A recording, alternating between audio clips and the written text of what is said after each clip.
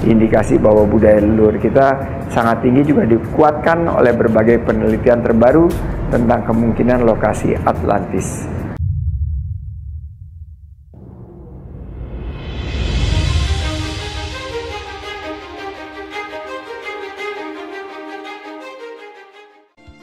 Assalamualaikum warahmatullahi wabarakatuh. Halo teman-teman, jumpa lagi di Aryan M Channel. Oke, buat teman-teman yang klik video ini, seperti biasanya tak bosan-bosannya, saya harapkan mudah-mudahan teman-teman selalu dalam kondisi sehat walafiat. Jangan lupa dukung channel ini dengan cara like juga subscribe. Baik, di kesempatan kali ini saya akan ajak teman-teman untuk melihat sebuah video sekaligus berbagi informasi. Ada satu video yang menarik teman-teman ya, yang saya ambil dari Makna Masa Channel, dimana video ini dikasih judul Bukan Cocokologi, Atlantis Nusantara resmi diakui pemerintah dan dunia, Indonesia pewaris Atlantis. Oke teman-teman ya, kalau kita berbicara masalah isu-isu tentang Atlantis ya, memang kalau berdasarkan apa yang ditulis Plato ya, itu fakta-faktanya itu lebih ke arah Indonesia ya, apalagi diperkuat dengan teori yang ditulis oleh Santos, orang Brasil ya, bahwasanya kota Atlantis ya dulunya itu memang ada di Indonesia. Oke, lebih jelasnya sebelum kita berkomentar, kita akan lihat seperti apa videonya. Indikasi bahwa budaya leluhur kita sangat tinggi juga dikuatkan oleh berbagai penelitian terbaru tentang kemungkinan lokasi Atlantis.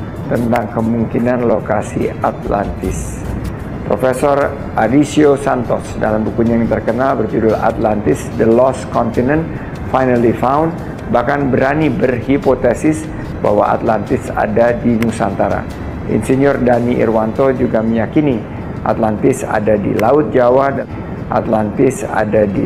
Jawa dalam bukunya Sundaland Tracing the Cradle of Civilizations. Semua itu mengarah pada terungkapnya kejayaan masa lalu leluhur Nusantara. Atlantis adalah kota legendaris yang pertama kali disebut oleh Plato dalam buku Timaeus dan Critias.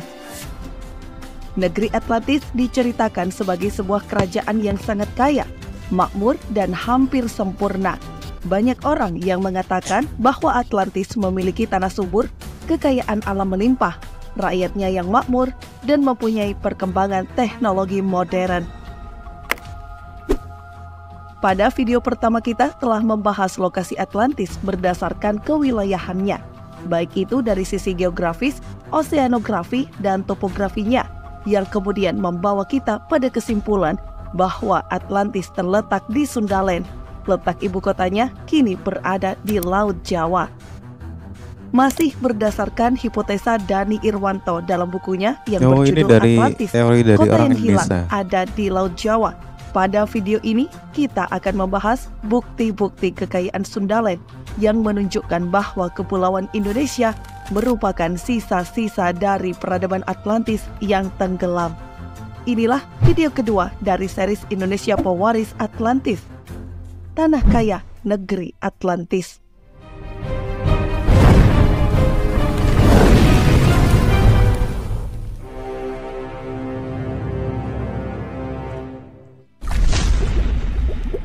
Iklim dan kesuburan induk peradaban.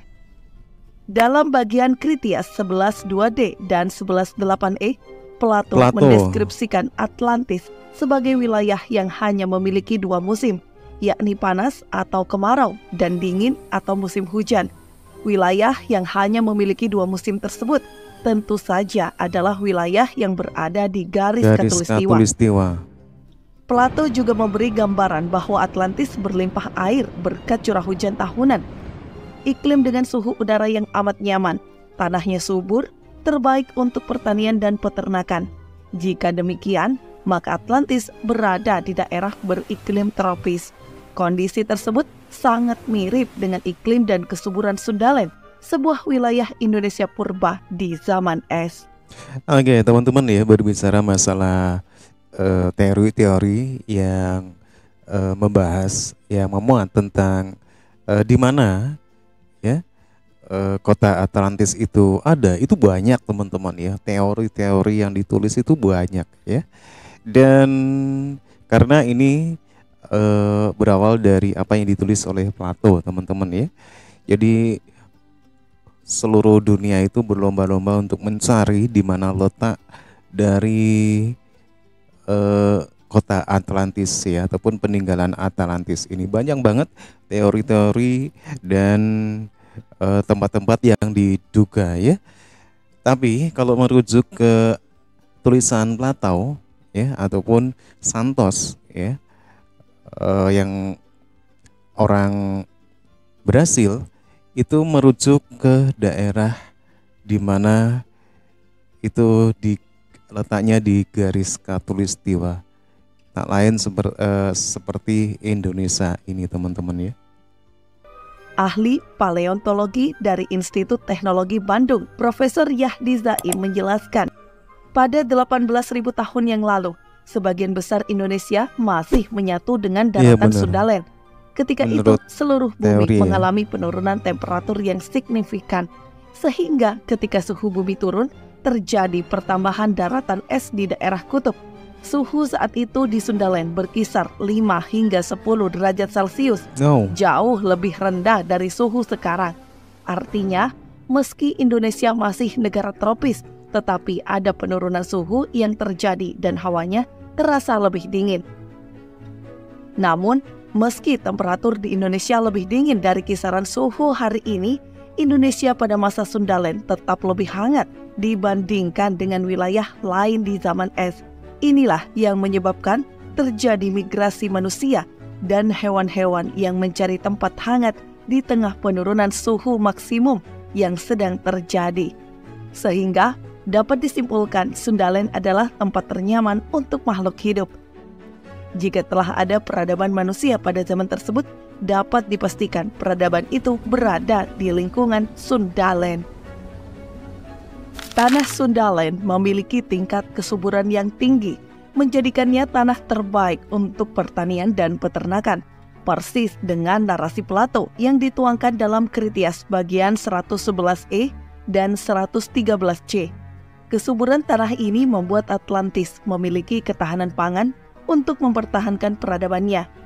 Profesor Oppenheimer, guru besar dari Oxford University, mengungkapkan budaya cocok tanam seperti bertanam padi pertama kali berasal dari penduduk Asia Tenggara, bukan dari Cina atau India. Penelitian Profesor Oppenheimer bahkan dikuatkan oleh riset tahunan yang dilakukan oleh Dr. Joanna Nichols.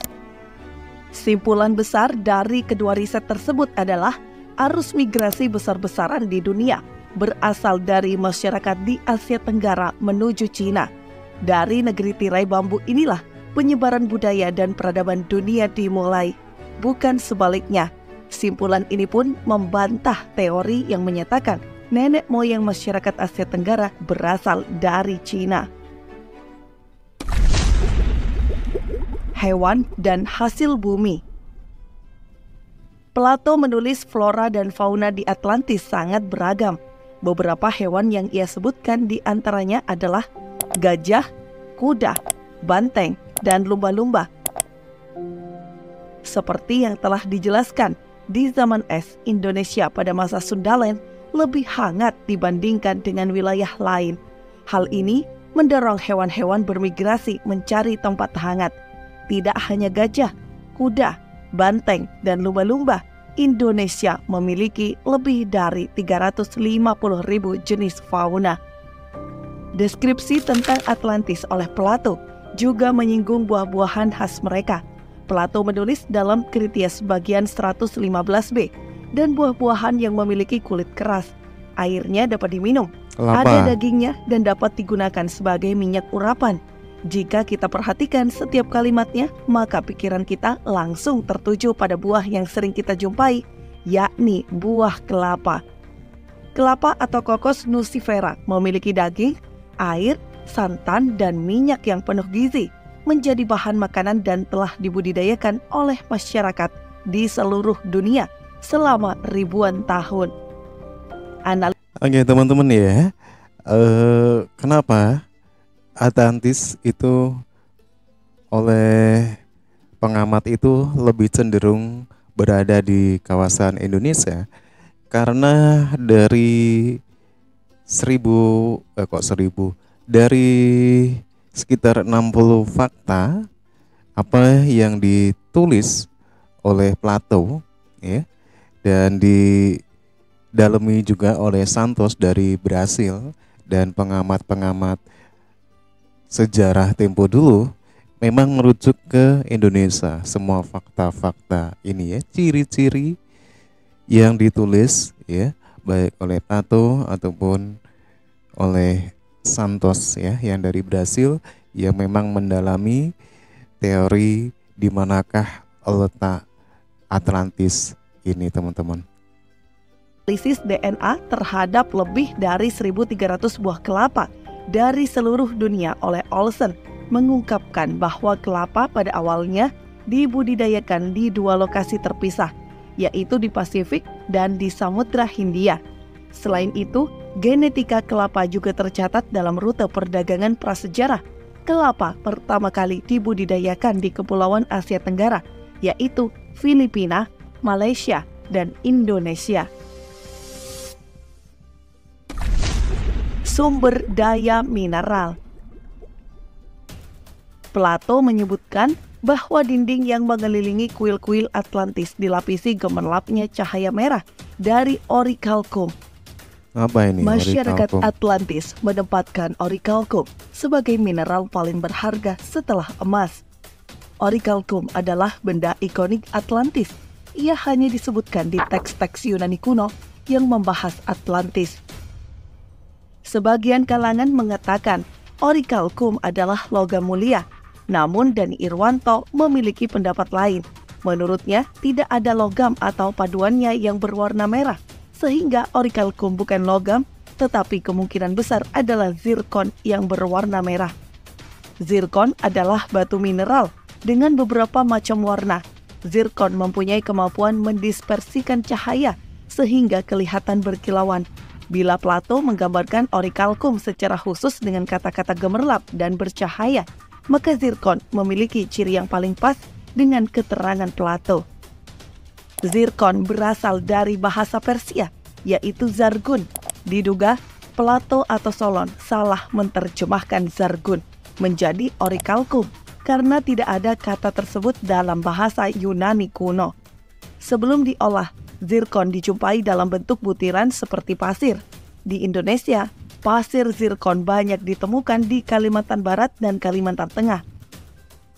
Sebagaimana telah kita bahas di video sebelumnya, Kalimantan adalah daratan luas yang berada di sekitar pusat kota Atlantis. Itu yang digambar itu ciri-ciri yang ditulis ya. Kekayaan sumber daya mineral Atlantis juga meliputi emas, timah, dan perak.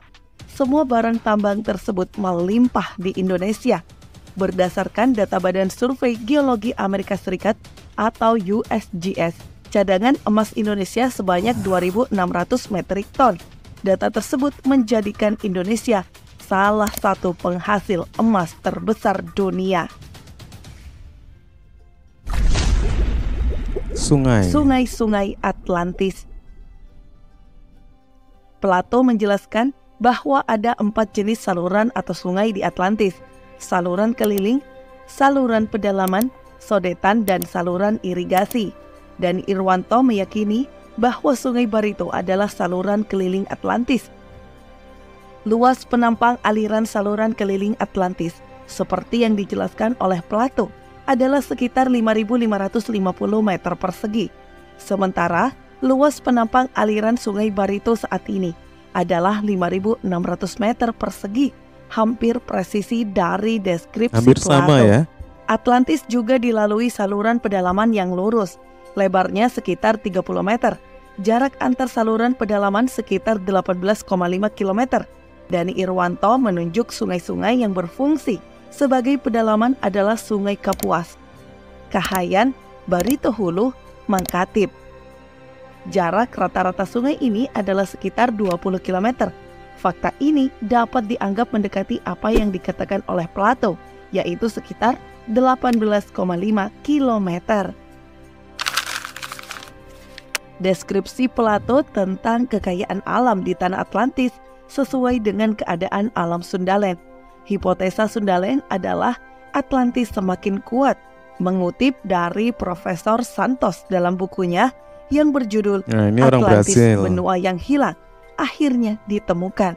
Ilmuwan nuklir fisika itu menyatakan bahwa satu-satunya alasan kenapa Atlantis tidak pernah ditemukan adalah karena dicari di tempat yang salah. Lokasi yang benar secara meyakinkan menurutnya adalah Sundaland atau Indonesia. Oke teman-teman ya, demikian ya sebuah informasi yang menarik sekali ya, yang diambil dari Makna Masa Channel dengan judulnya Atlantis Nusantara resmi diakui pemerintah dan dunia, Indonesia pewaris Atlantis. Oke, kalau kita melihat ya teori-teori tentang di manakah letak dari peninggalan Atlantis itu memang banyak ya di seluruh dunia ya, teori-teori yang ditulis ya, tapi merujuk kepada fakta-fakta yang ditulis oleh Plato ya, ada 60 fakta, sekitar 60 fakta itu lebih cenderung fakta-fakta itu semua ada di Indonesia. Oke, benarkah Atlantis tempo dulu itu ada di Indonesia? Walau alam ya. Dan tapi kalau kita melihat ya fakta-fakta yang dalam video ini memang benar ya. Yang tepat misalkan berada di dua iklim di garis khatulistiwa, ini sangat tepat banget ya. Dan juga masalah sumber daya kekayaan alam yang sangat melimpah. Oke, menurut teman-teman gimana ya? Silakan teman-teman bisa berkomentar. Demikian videonya dan terima kasih, sampai jumpa lagi di video selanjutnya. Wassalamualaikum warahmatullahi wabarakatuh.